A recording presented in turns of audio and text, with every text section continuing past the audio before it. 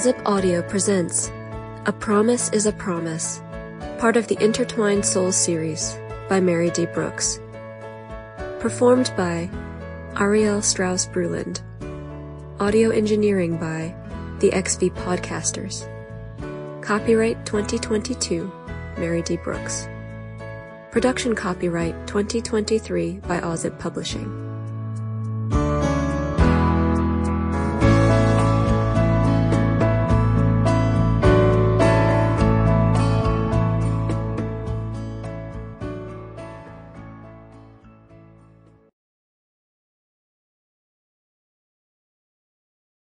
Chapter 1. About Eva and Zoe. The following novella involves the characters of Eva and Zoe Lambros from the Intertwined Souls series novels. The novellas in this series are bridging the stories to the main series. The events of this story take place in Sydney, Australia in 1948. While it's not necessary to read the first 3 books to understand this novella, it would introduce you to some of the backstory. If you wish to go to the beginning of their friendship and love, you can listen to the audio of In the Blood of the Greeks. In the timeline, the events of this book take place before a Ouija night and Hidden Truths. Jumping off the cliff. Zoe's journal. It's late evening, and Zoe has taken her journal to write about the surprise for Eva. Zoe reflects on the woman that she loves and how the gentle and kind-hearted Eva has impacted her life. October 16th, 1948.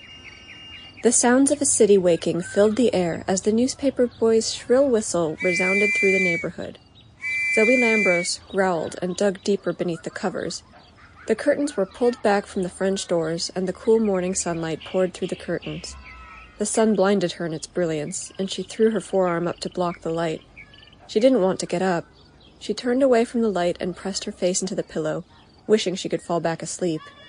Even worse, her wife was not in bed, adding to her irritation. A groan escaped her lips when the whistle started up again.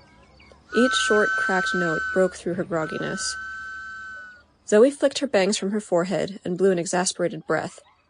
She let her eyes acclimate to the brightness as she lowered the comforter. Flowers were positioned all over the room, not just 1 or 2 bouquets. Wildflowers decorated every available space. She saw blues, pinks, yellows, reds, and greens, splashes of color that cushioned the room like an enormous blanket. Zoe's eyes grew larger as she turned to look around the generally Spartan-like room. She couldn't believe she had slept through the entire production without being roused by the beautiful scent. Zoe shared a bedroom with her partner, Eva Lambros. The room mirrored Eva's personality, unpretentious and reserved. Eva had painted the room white, but Zoe hated a colorless room. She preferred a blizzard of color. She was uncomfortable and lost inside the white space. It made no difference that she wasn't awake and therefore unaware of the color scheme. Zoe preferred a vibrantly colored bedroom with an orange and yellow ceiling and pink and orange walls. The skirting boards and door frames were also crimson. The only white object in the space was the door. Once they began to share a bedroom, Eva relented on going all white, so they added a tiny touch of red to the tops of the white baseboards. Zoe sat up straight. The morning sun streamed through the sheer curtains, illuminating the white walls and smooth wooden floor. A tall arrangement of copper gladioli was the focal point on her nightstand, clustered by a small vase of lilacs. She stretched and then stopped. Sitting on the mantel was a painting.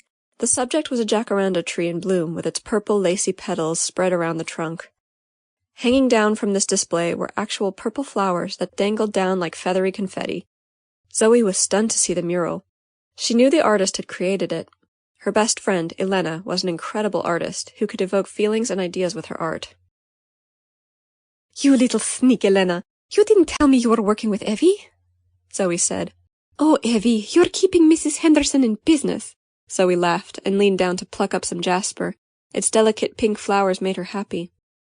Zoe was speechless by Eva's elaborate and exquisite birthday gifts. But she wasn't the type to keep quiet for very long. The surprise had done the near impossible. Zoe was about to get up when she noticed a box on Eva's pillow, wrapped in a... Sample complete. Ready to continue?